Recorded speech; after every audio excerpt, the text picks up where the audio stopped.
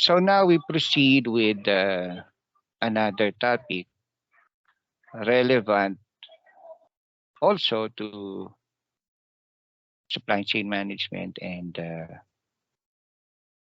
inventory management. Okay. So wait one moment because I'll bring up my slide. Okay. Okay, so cost volume profit analysis or CVP analysis. So very vital in running your business operation. Okay. So we are trying to find here, the core of cost volume profit analysis is actually understanding break-even point. Okay, so what is the break-even point of your business? Okay, so the volume at which total cost and total revenue are equal is called the break-even point. Okay, sa Filipino, ano kayang ibig sabihin ng break-even point? You have any idea? Talas din natin naririnig to eh. Diba? Colloquial terminology ng break-even point. Tabla. O, di ba? Narinig niyo siguro yan minsan. O kaya bawi lang. O, di ba? Bawi. O kaya yung balik puhunan. Okay, so first thing is for you to know the basic formula of total cost and variable cost. Okay. So total cost is equal to fixed cost and variable cost. Okay. Ngayon, total cost is actually composed of fixed cost plus variable cost. Ngayon, ano ba ang fixed cost? Ano ba ang variable cost? Example of fixed cost. Very good. Rent. Rent. Ako na sumagot. Very good, Mr. Agapay. Rent, di ba? Yeah, loans yan. Very good. Yo, pag may utang ang negosyo, no? Interest expense. Yun. Fixed yun. Very good. Di ba? Utilities. Di ba? Like Meralco. Okay. Okay. Internet. Telephone. Yung mga ganon. Okay? So, when we say, yes, salaries and wages, very good. Very good dyan. Di ba? Sweldo. Okay? When we say fixed cost class, maski na hindi ka nakakabenta, may expenses ka pa rin. These things has to be paid. Di ba? So, maski na wala kang benta, mahina ang benta, magbabayad ka pa rin ng upa, magbabayad ka pa rin ng utang mo, magbabayad ka pa rin ng internet, magbabayad ka pa rin ng sweldo. Di ba? Mahina benta o maski na walang benta. Magbabayad ka pa rin nun. Di ba? Very good, very good. Variable cost. Variable cost. Depende sa production, depende din sa sales, very good. No, di ba? Para bang, diba? You are selling banana Q. Di ba? Examples of variable cost would be, of course, your bananas, your barbecue stick, your brown sugar, your, ano pa ba? Your cooking oil, right? If sales for your banana Q increases, the spending for these costs, your sugar, your bananas, your barbecue stick, will also increase. No? Okay, ang tawag doon variable cost. Kapag ka mahina benta, syempre, mababa din ang gastusin mo para sa bananas, barbecue stick, and sugar. No? Hinabenta, wala masyadong bumibili. Okay? So, total cost is composed of just the variable cost and fixed cost. Okay? So, dapat alam mo yan. Okay?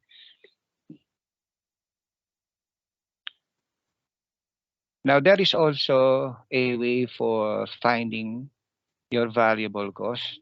And variable cost is actually the quantity, okay, times the variable cost per unit.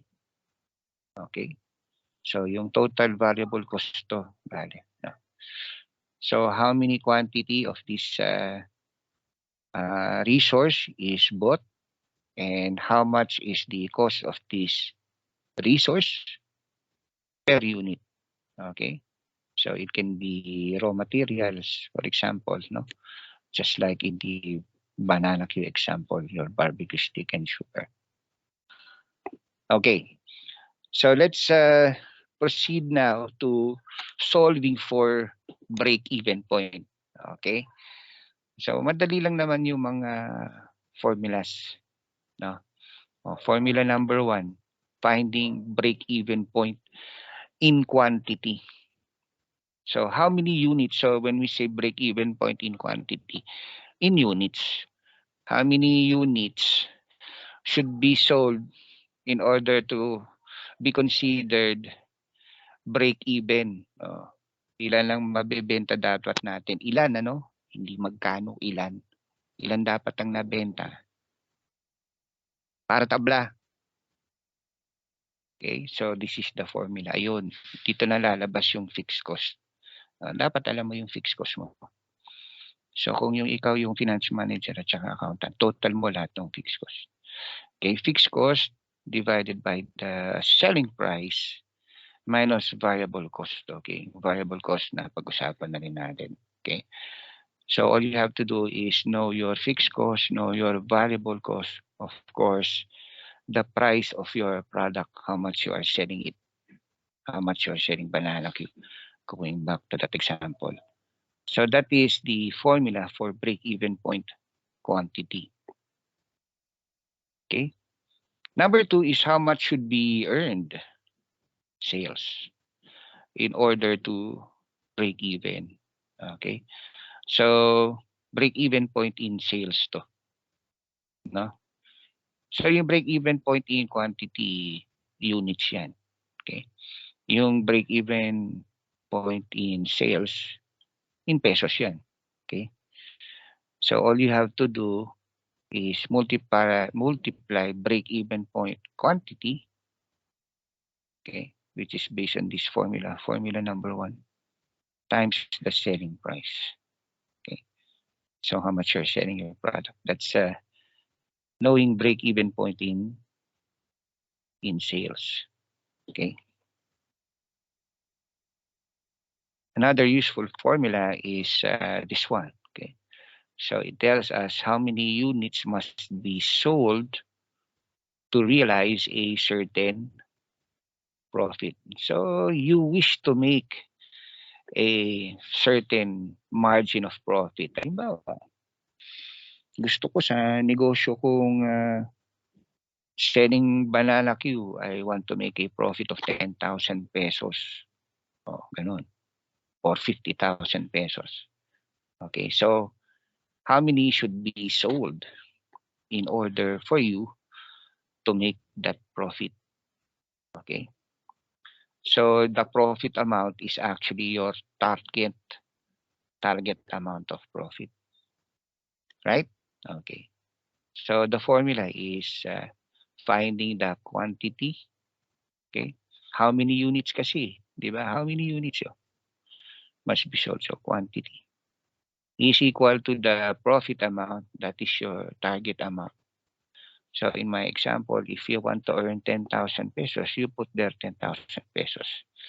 You add the fixed cost and then you divide that by the difference of the selling price and the variable cost. Selling price minus variable cost. Okay. Yeah.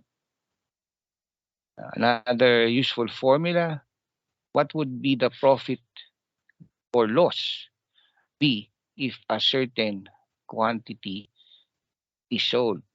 Okay, so magkano kaya ang kita ko kapag halimbawa 100 units or 1,000 units ang nabenta ko?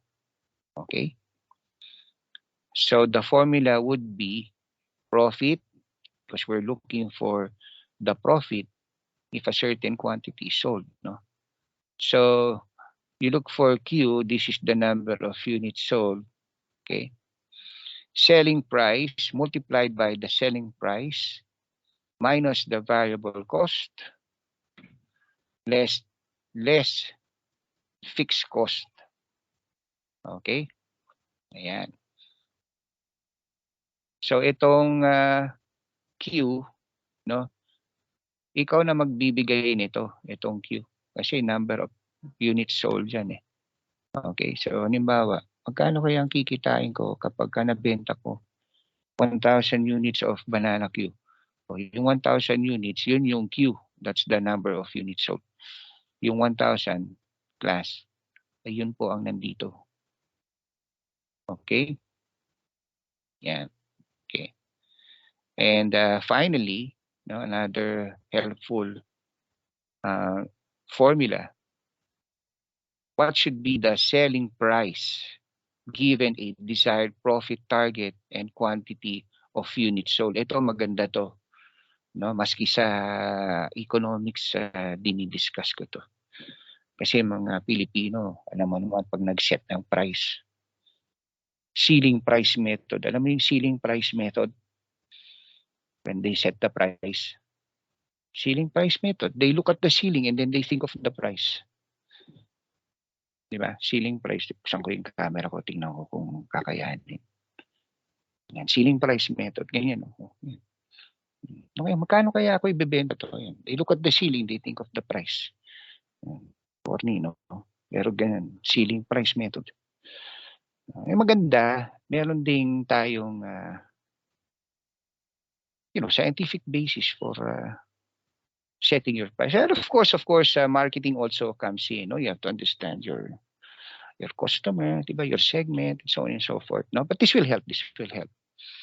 Okay, what should be the selling price given a desired profit target and quantity of units sold?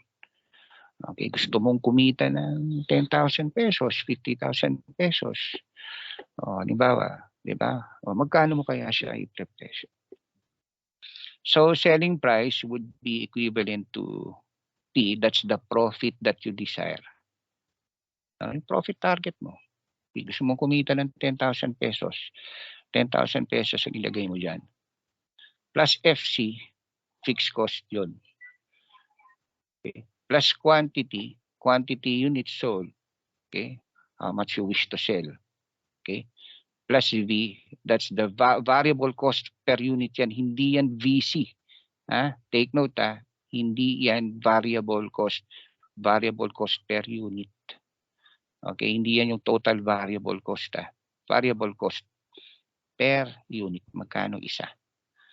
Okay, so that's the formula. Okay? Yan. Pero maganda, meron din tayong example, di ba? Hindi, teka, wait. Yan. Ganda, meron tayong example.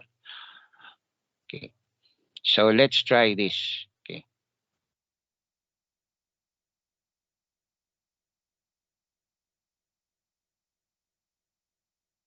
Okay, affirm. So, kita nyo, no? Yung problem, maikli lang. Pero pwede nating makuha yung mga information na gusto natin, no, by using the break-even point formula. So here, in my example, so a firm operates with a monthly fixed cost of $42,000. Okay, monthly fixed cost na yan, FC.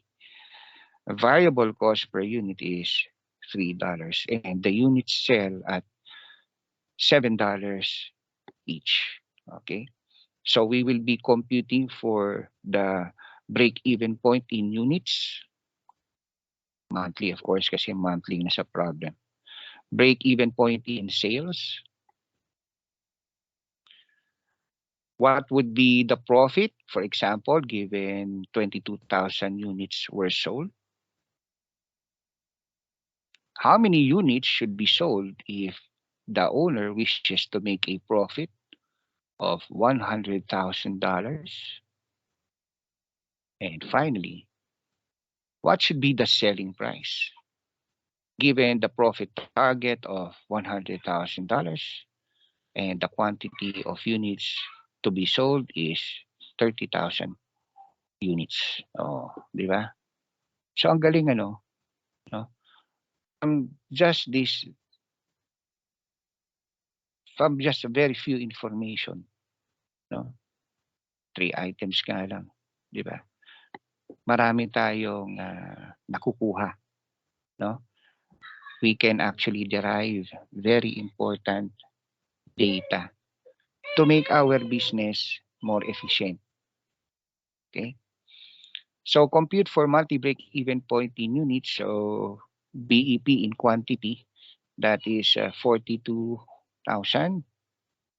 divided by 7 minus 3. No? So if you remember, this is our formula. Yan. Fixed cost divided by selling price minus variable.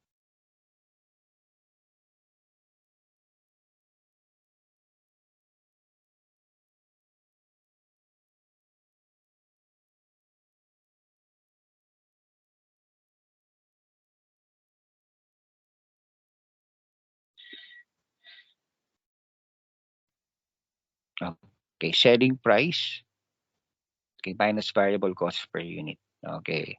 So the break-even point in units is 10,500 units. And what is the break-even point in sales? So break-even point in sales is equal to 10,500 units. Saan galing 10,500? Sir, dito po. Sa break-even point quantity. If you remember our formula, ayan. Break-even point quantity times the selling price. Di ba? Ito. So, break-even point quantity, 10,500 times the selling price of 7, 73,500. So, break-even point in units mo, 10,500. Break-even point mo in sales, 73,500. Kapag ka 10,500 units na po ang nabenta mo,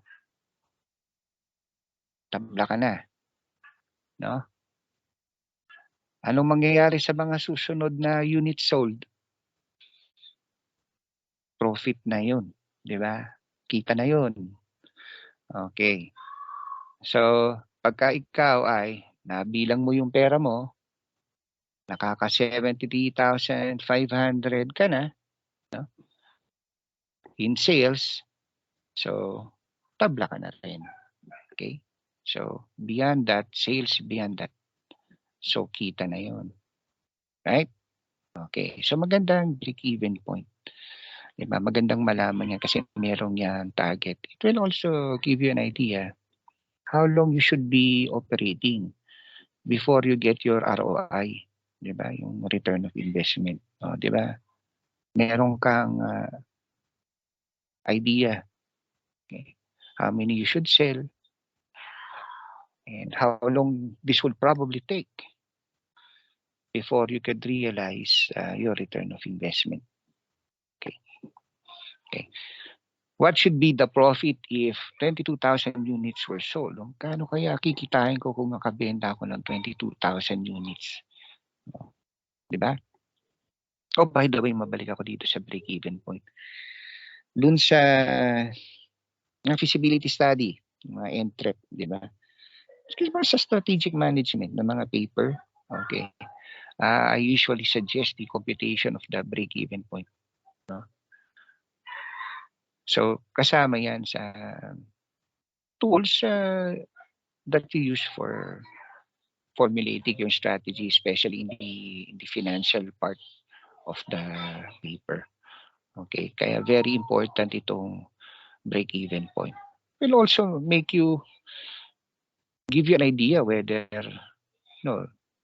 your ambitions, your goals, your quota are realistic. Oh, di ba? About 10,500 units a month.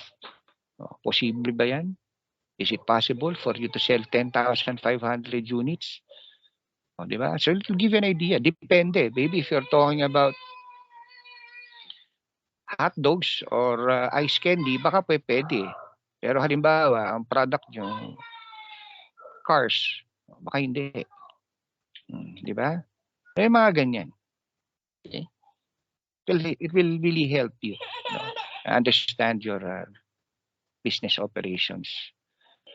Of course, formulate your strategies. Okay. Okay, what should be the profit if 22,000 units were sold? Kano bang kikitain natin kapag halimbawa 22,000 units were sold?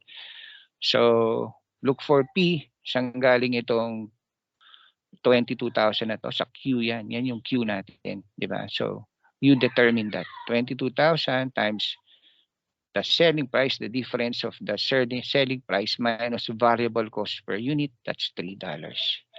Minus fixed cost, 42,000 dollars. So in the end, if you sell 22,000 units, you will earn $46,000. Okay? How many units must be sold to realize a profit of $100,000? Okay? So this one naman, meron kang target amount. Diba? Gusto kong kumita ng $100,000.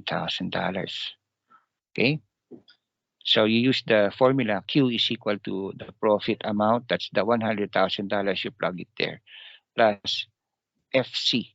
Okay? So using the same formula, that's 42,000.